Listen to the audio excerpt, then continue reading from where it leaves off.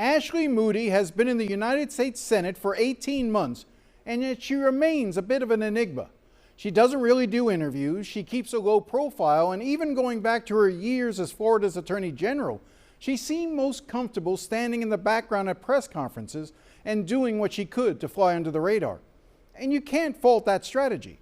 She won 2 statewide elections in 2018 and 2022, and it was her quiet fealty to Ron DeSantis that led to this moment in January of 2025. So that is why today I'm proud to announce that I am selecting our Attorney General, Ashley Moody, to serve as our next U.S. Senator.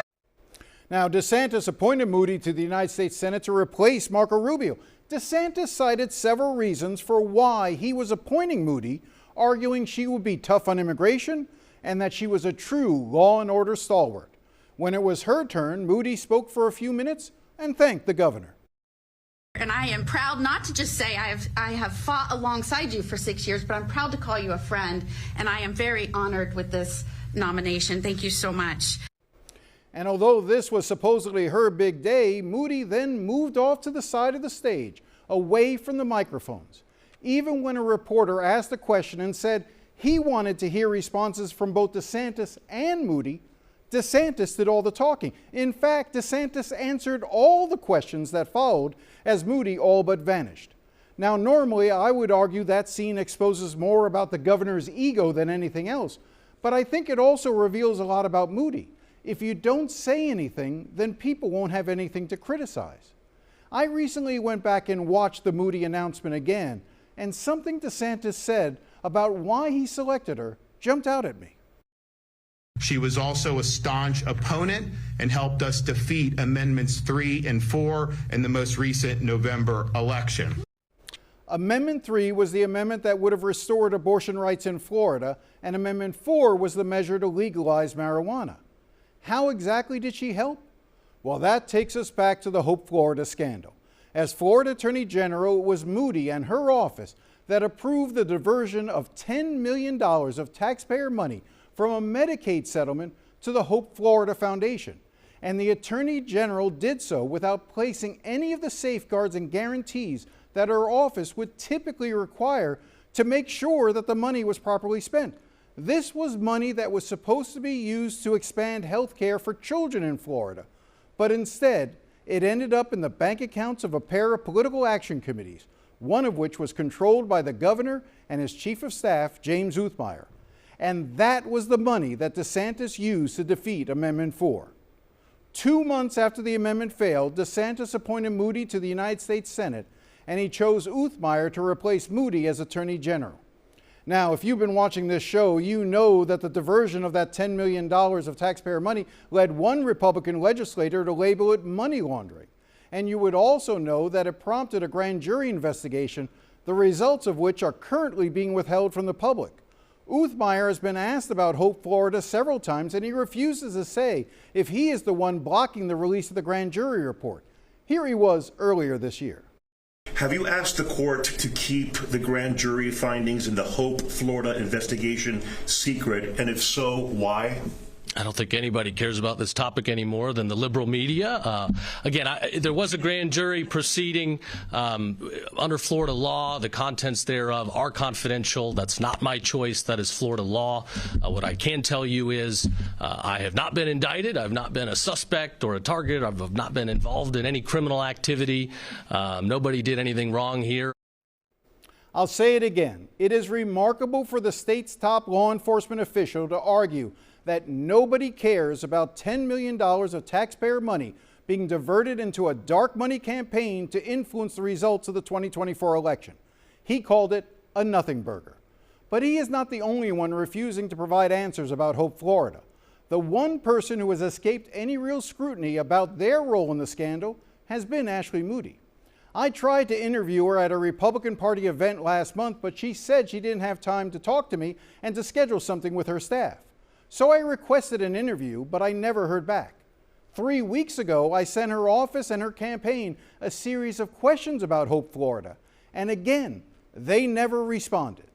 Among my questions, When her office approved the diversion of the $10 million, did she know the money was going to be used for political purposes? Did she ever talk to the governor or anyone on his team about it? Does she think it was appropriate for money intended to expand Medicaid for children to end up in a political campaign instead? In other words, does she agree with Uthmeier that this is all a big nothing burger? I even asked if she was the one who filed an objection to the release of the grand jury report and if she wanted the grand jury report to be made public. Again, no response. We do know what Florida's other senator believes. Last year on social media, Rick Scott posted this: millions in tax dollars for poor kids have no business funding political ads. But we've heard nothing from Moody. And yet, as she runs for election to the Senate this November, it is hard to imagine she can avoid questions about Hope Florida. Because when you look at the facts, Moody's office was deeply involved in diverting that $10 million. This week, I spoke to the Republican legislator most responsible for exposing what happened with Hope Florida, State Representative Alex Andrade. It was because of the hearings he held last year in the Florida House that the diversion of the $10 million to the Hope Florida Foundation was uncovered. I know you have tried to talk to her about this. Tell me why you were even interested in talking to Ashley Moody.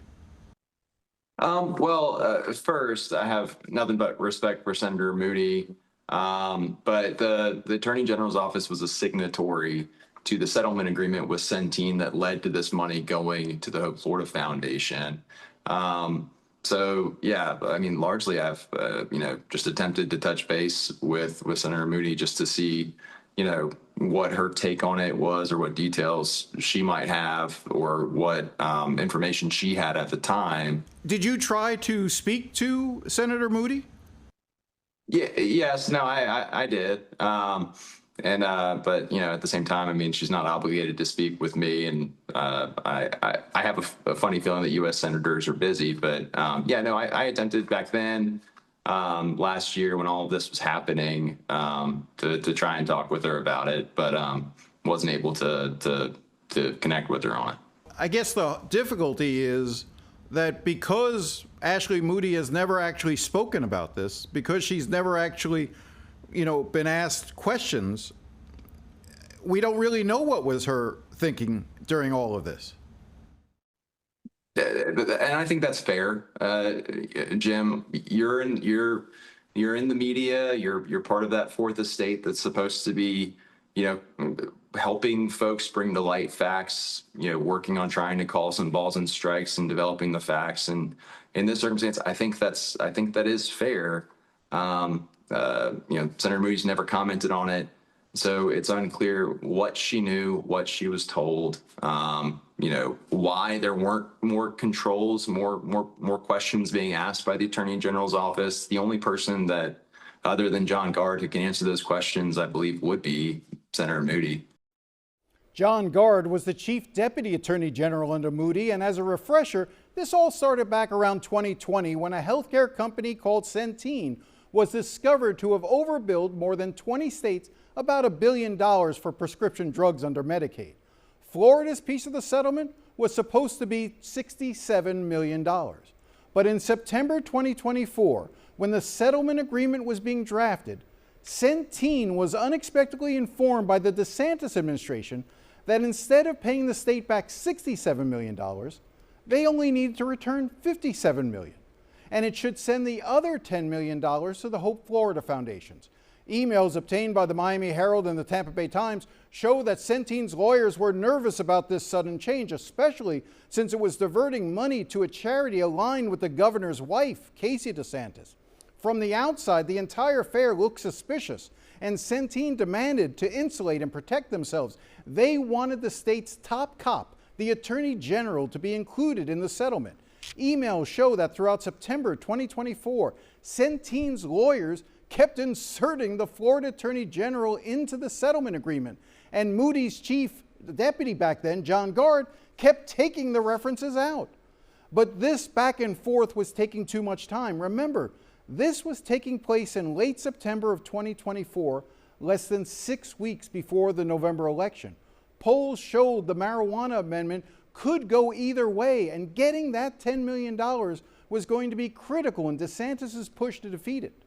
Now, ultimately, Gard relented and signed the settlement on behalf of Moody, thereby allowing the $10 million to go to the Hope Florida Foundation. And within days, the entire $10 million was then transferred out of the foundation and into the campaign against Amendment 4.